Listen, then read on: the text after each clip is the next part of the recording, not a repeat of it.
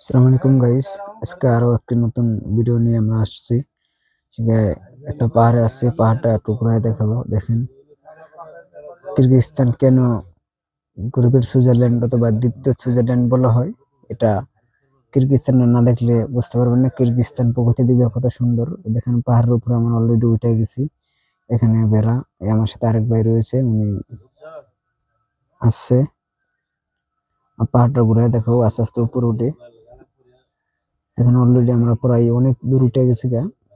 এটা উঠতে অনেক আমাদের কষ্ট হয়েছে। তো দেখাচ্ছি আরো পুরো এগুলা দেখাবো, যে আস্তে আস্তে উপরে উঠতেছে। পুরো পাহাড়টা খাড়া খাড়া পাহাড়, উঠতে খুব কষ্ট। কতটুকু উপরে উঠছি দেখেন, বিল্ডিং টিল্ডিং ওখানে ছোট ছোট দেখা যায়।